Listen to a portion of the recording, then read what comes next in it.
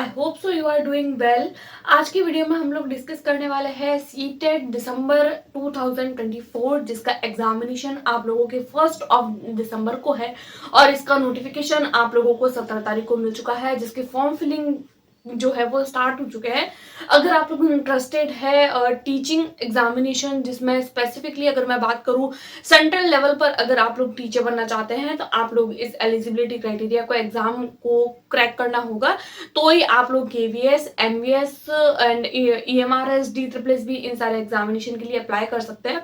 आज की वीडियो में हम लोग डिस्कस करने वाले हैं सीटेट दिसंबर के एग्जामिनेशन को लेकर एक प्रॉपर स्ट्रेटजी, जिसमें मैं स्पेसिफिकली बात करने वाली हूँ साइंस एंड मैथ्स की, कि साइंस एंड मैथ्स को आप लोग किस तरीके से प्रिपेयर कर सकते हैं। क्योंकि मैंने जब एग्जाम दिया था अपना, तो मेरा साइंस एंड मैथ्स बैकग्राउंड था, और किस तरीके से हम लोग प्रिपेयर कर सकते हैं और क्या एक प्रॉपर स्ट्रेटजी रह सकती है और किस तरीके से हम, क्योंकि देखिए ये जो आप लोगों के साइंस एंड मैथ्स वाला पोर्शन होता है ये काफी ब्रॉड पूछा जाता है, एनसीईआरटी बेस्ड होता है, किस तरीके से पढ़ना है। क्योंकि नॉर्मली जब हम लोग एनसीईआरटी पढ़ते हैं तो उतनी चीजों को अच्छे तरीके से रिलेट नहीं कर पाते हैं, लेकिन अगर हमारे पास में एक प्रॉपर गाइडेंस हो, एक प्रॉपर स्ट्रेटेजी हो, जो मैंने मेरे एग्जाम के टाइम पे फॉलो किया था, उसको मैं आज की वीडियो में आप लोगों के साथ में डिस्कस करने वाली हूँ।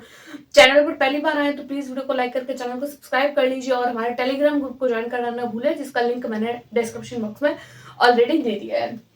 अगर मैं बात करूं सीटेट एग्जामिनेशन की, तो देखिए सीटेट एग्जामिनेशन कौन इसके लिए फॉर्म फिल कर सकता है। तो अगर आप लोगों ने डीएलएड या फिर बीएड अगर आप लोगों ने किया है तो फिर आप लोग इस फॉर्म को फिल कर सकते हैं।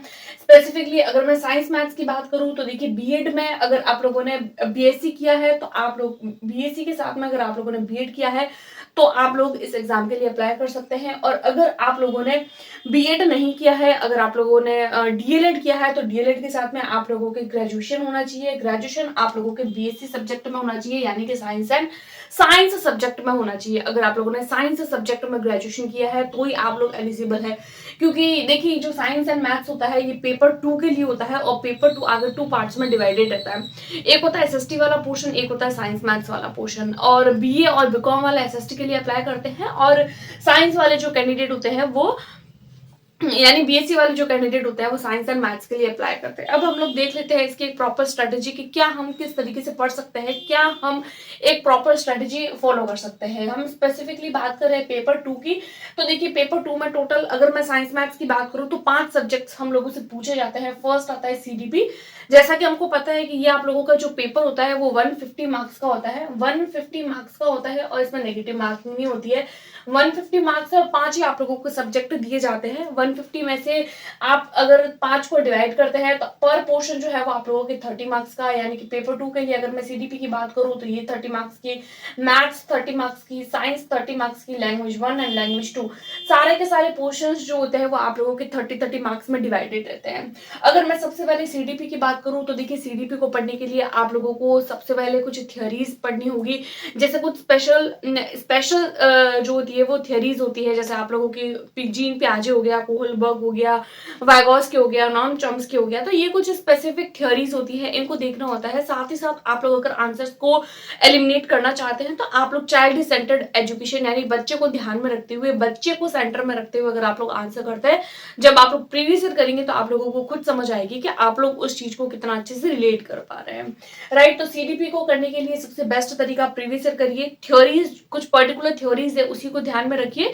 उसके अलावा अगर मैं बात करूं प्रीवियस ईयर, और प्रीवियस ईयर भी इस तरीके से कि आप बच्चे को रिलेट कर पाए क्लासरूम से, इस तरीके से आप लोगों को सीडीपी को सॉल्व करना है।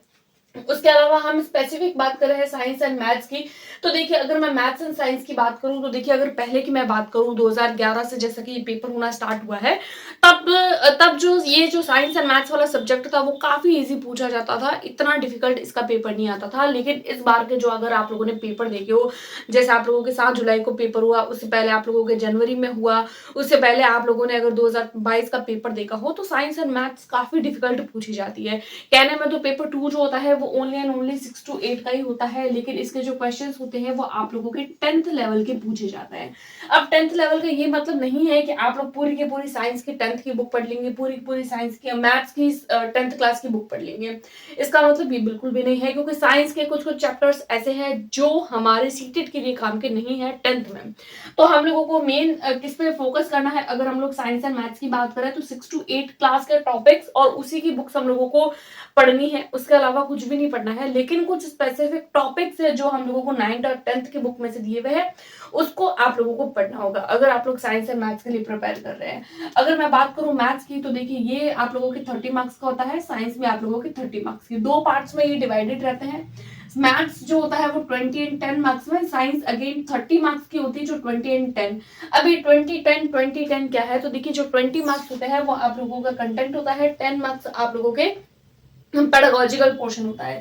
साइंस में अगेन से 20 मार्क्स जो होता है वो आप लोगों के कंटेंट होता है, बुक जो आप लोग टॉपिक्स पढ़ते हैं, और जो 10 मार्क्स होते हैं वो पेडागोजी होती है। पेडागोजी आप लोगों को साइंस की पेडागोजी दी जाती है, जिसमें स्पेसिफिकली आप लोगों को साइंस बैकग्राउंड से रिलेटेड आप किस चीज को जो है वो बच्चे से रिलेट कर पा रहे हैं, क्लासरूम को बच्चे से प्लस साइंस से, ये तीनों चीजें अगर आप लोग जो है वो कनेक्ट कर पाते हैं तो आप लोग साइंस की पेडागोजी को आसानी से सॉल्व कर पाएंगे। अगर आप लोग सीडीपी को अच्छे से कर लेते हैं तो आप लोगों को साइंस और मैथ्स की पेडागोजी करने में कोई दिक्कत नहीं होने वाली है। तो ये तो बात हो जाती है साइंस एंड मैथ्स का। जो पेपर पैटर्न है वो आप लोगों को समझ आ गया होगा, 30 मार्क्स में डिवाइडेड रहते हैं, आगे से 20 10 एंड 20 10 का फॉर्मूला इसमें रहता है। अब बात करते हैं स्ट्रेटेजी की और तैयारी की, तो देखिए तैयारी के लिए आप लोगों को दो चीजों का मेन ध्यान रखना है। अगर मैं बड़े तौर पर बात करूं तो तीन बातों का, अगर आप लोग इन तीन बातों का ध्यान रखते हैं तो आप लोगों को कोई नहीं रोक सकता इस एग्जाम को क्लियर करने के लिए। सबसे पहले आप लोगों को एज पर सिलेबस, कोई भी अगर आप लोग टॉपिक पढ़ रहे हैं तो अपने सबसे पहले सिलेबस को जरूर देखें। अगर आप लोगों को सिलेबस अगर आप लोगों के पास में नहीं है तो मैंने मेरे टेलीग्राम ग्रुप पर भी जो है वो डाल दिया है, तो वहां जाकर भी आप लोग देख सकते हैं, अदरवाइज आप लोगों को इसके ऑफिशियल वेबसाइट पर भी मिल जाएगा।